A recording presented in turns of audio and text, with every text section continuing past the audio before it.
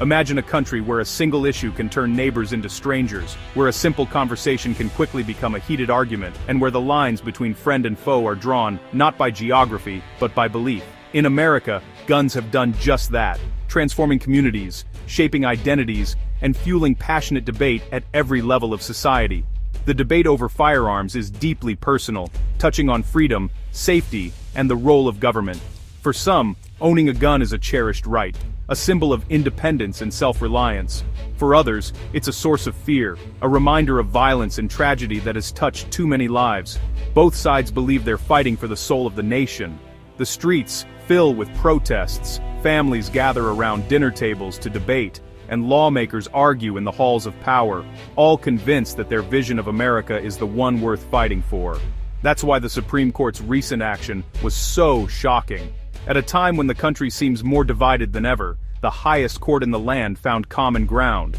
All 9 justices, conservative and liberal alike, agreed on a major gun rights case. In a rare moment of unity, the court spoke with one voice, setting aside their differences to address an issue that has long divided the nation. This rare consensus signals the court found a principle that transcends politics, a legal truth that could not be ignored, no matter the justice's personal beliefs or political leanings. For years, lower courts struggled with the Second Amendment, creating a confusing patchwork of laws that left Americans uncertain about their rights and responsibilities. Judges across the country reached different conclusions, and the law seemed to change from state to state, even city to city.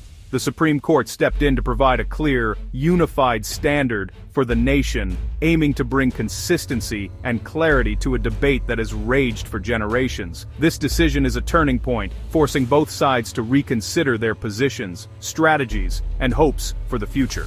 The conversation is far from over, but the rules of engagement have changed. For gun rights advocates, it's a victory, a validation of their long-held beliefs, and a moment to celebrate progress. For gun control supporters, it's a new challenge, an urgent call to adapt, organize, and continue the fight for what they believe is a safer America. No matter your stance, this unanimous decision has redrawn the map for the American gun debate, setting new boundaries and raising new questions for every community across the country.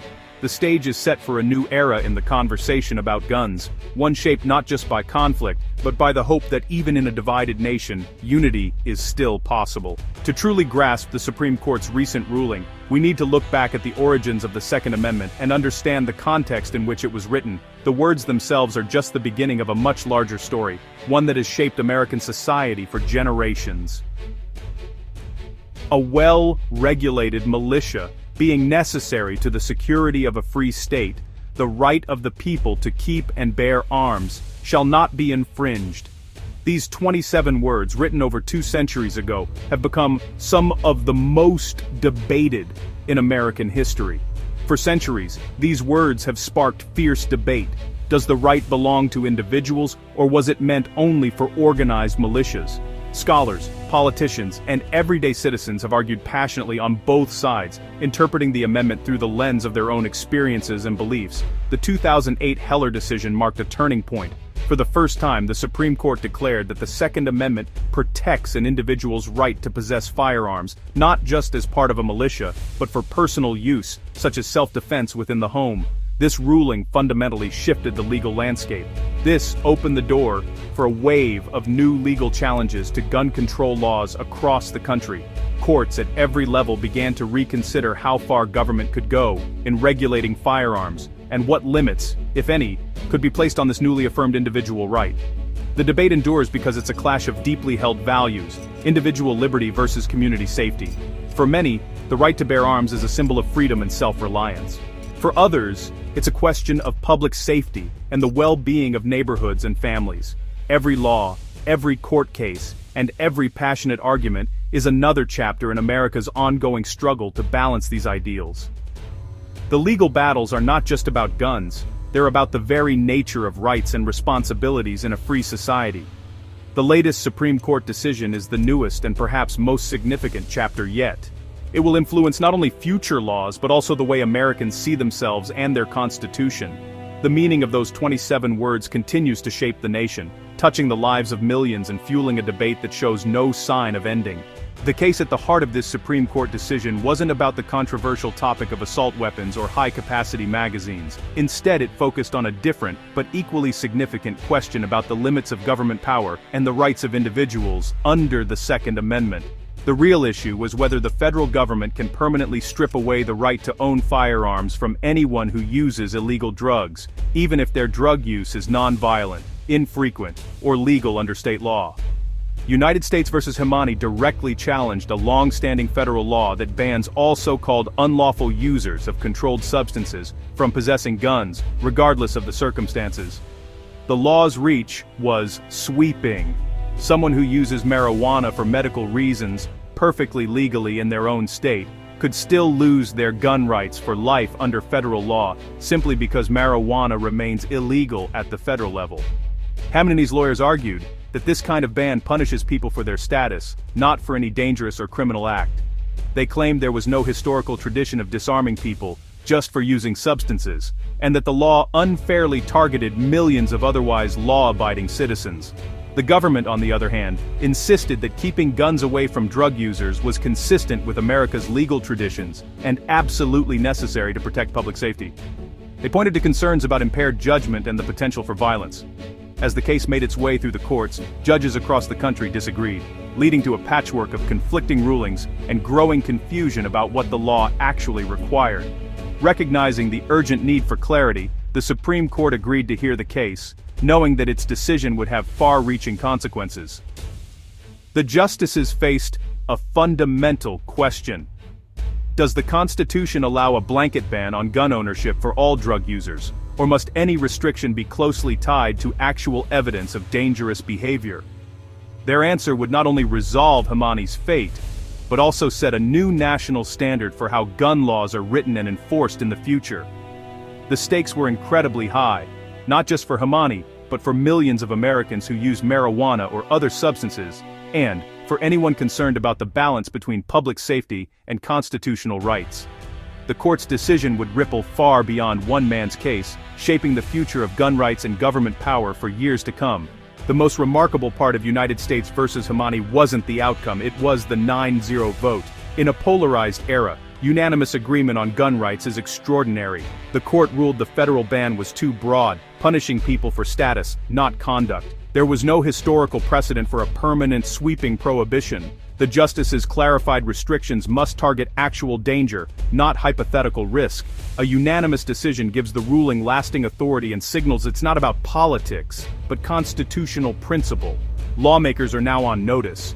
Broad bans affecting large groups won't survive. Any restriction must be precise and justified by history. The court drew a clear line, protecting rights unless there's real evidence of danger. This unity makes the decision hard to challenge and sets a powerful precedent. The Himani decision reignited the debate: public safety or individual liberty. Gun rights supporters see it as a victory for fundamental freedom, arguing that bans like this only disarm law-abiding citizens. They say millions use substances like marijuana legally and shouldn't lose rights without evidence of danger. Gun control advocates, however, worry the ruling makes it harder to keep guns from those at risk. They argue substance abuse and violence are linked, and broad bans are common-sense safety measures. The decision forces a shift. Laws must now focus on proven danger, not broad categories. Both sides are compelled to rethink their strategies in light of this new legal reality. The debate over where to draw the line is far from over. The Supreme Court's decision is sending shockwaves through state and federal gun laws. The federal government can no longer enforce its blanket ban on all unlawful drug users. States with similar laws now face legal challenges, especially those with strict gun control. Gun rights groups are energized, targeting broad restrictions as unconstitutional. States favoring gun rights may further loosen regulations, emboldened by the ruling. The legal fight will now focus on historical precedent, not just public safety. Lawyers and courts will dig into history to justify or challenge modern laws. The future of gun regulation will be shaped by this demanding new standard. The battle has shifted from politics to the courtroom and to the past. The Himani decision is just the beginning. Congress must now craft narrower laws, targeting specific dangerous conduct, not broad categories. State bans on assault weapons and high-capacity magazines are now vulnerable to challenge. Age-based restrictions are also under scrutiny. Can 18-year-olds be denied gun rights? Courts will have to examine whether such limits have historical precedent. The Supreme Court will likely revisit these issues as lower courts disagree. Each new case will further define the boundaries of the Second Amendment. The process will be slow, but the legal landscape is changing. The next chapter in America's gun debate is being written in the courts.